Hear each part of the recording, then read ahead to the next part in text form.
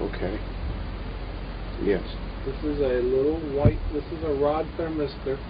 They call this in the government line the temperature sensor. This changes its resistance with temperature. But this is also an antenna for the door component. This picks up the door component out of phase. We don't have this incorporated into the BioSign yet, this unit, this little widget. How this works, we don't know. How the orgone sensor works, we don't know.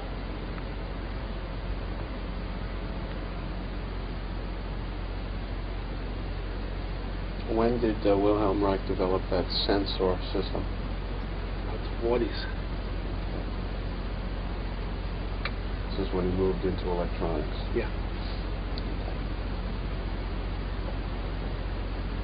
The transmitter comprises of two parts. The modulation oscillator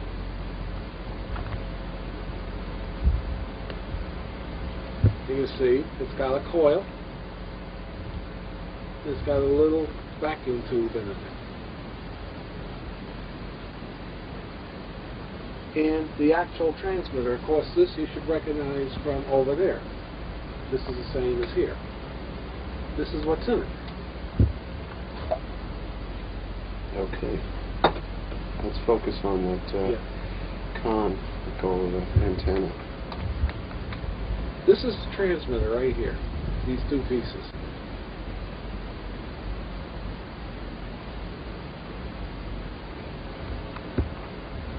This one here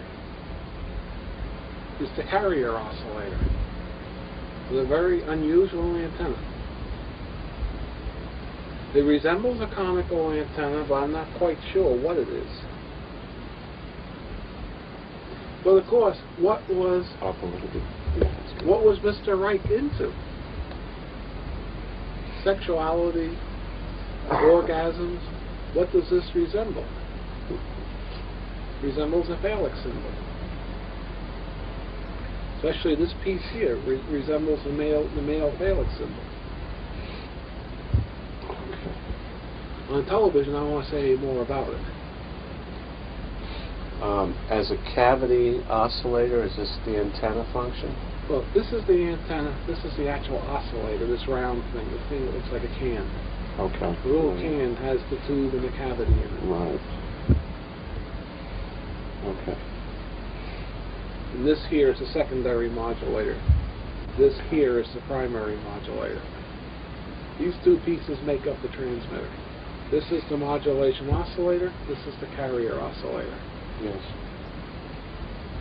Now, exactly why these things do what they do, I don't know.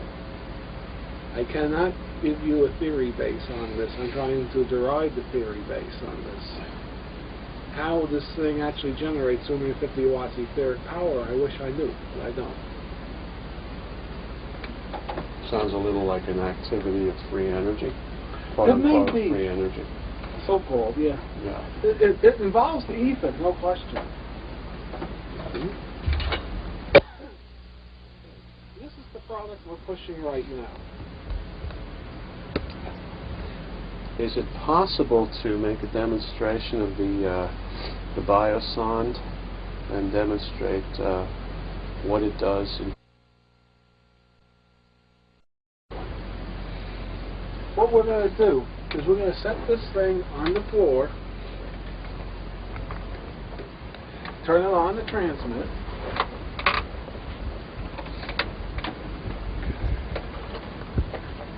and what will happen is it will transmit. It will transmit a signal. Yes. Which I can pick up with this little box.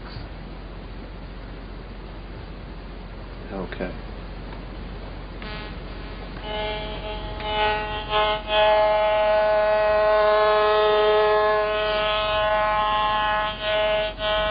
See, here's the first dead, so That's you see, it follows circular around the transmitter.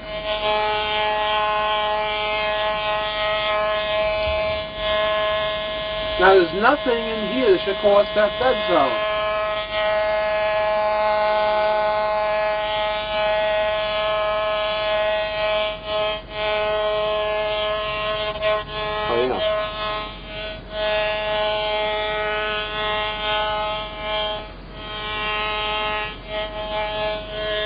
If it's standing waves, they're going to be in quarter wavelengths and they'd be about that far apart. Let's show them the that's on again, because it sounds, what you're hearing is as you're going away from the antenna, you're hearing fade outs. Yeah. You got deep ones separated by this far, then you got to go that distance. Right. That's much more than the wavelength even. Absolute dead That's spots. about 5 wavelengths. Absolute dead spots. That's saying that it's solitons. Because here's the boundary. Here's one boundary. Here's one boundary.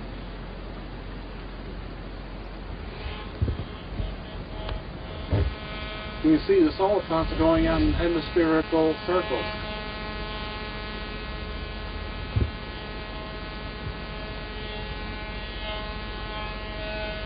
Now, if it was to this room, the shape of the circle, the circle that I'm tracing out, would be distorted. Yes. If it was in this room. But it isn't. It's a nice circular shape. By the way, this is a broadband detector. This we also market. This will pick up from about 100 kilohertz to 2 gigahertz. This is transmitting at 1680 megahertz or 1.6 gigahertz.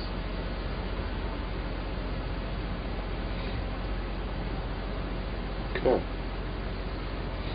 These solitons I find very fascinating, and you mentioned before that you feel that they find ground. They look for ground, or they come up from the ground? I don't know. Okay. We're all speculating at this point. Okay. All right. I noticed the effect while this thing was on. It seemed to wipe my thoughts clean. Just really wipe my thoughts clean. All negative feelings seem to be dispersed very rapidly, effortlessly. Well, the thing will do door busting. It's almost like by niacin. itself. It's almost like a mild niacin rush. Mm-hmm. Yeah. A cool feeling, though. Niacin generates a warmth factor. This generates a cool feeling. Okay. Sure. We'll just have to play quietly in the background. Okay. Now this is another phase of your research, Preston, which I've been exposed to and I've been very impressed by. You want to tell us about this and its development, its implications? This is what it looks like, a stereo system. It has 2 signal sources, a processor, an equalizer, amplifier, speakers. Right now we're playing Tchaikovsky's Swan Lake. In fact, most of you know this one from, this is Dracula music. Right. But this is not your everyday, ordinary sound system. True. This is an unusual sound system.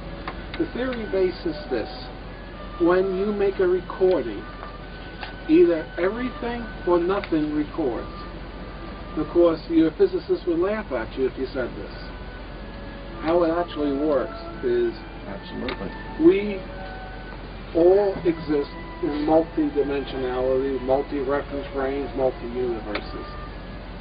Which means although this recording has on it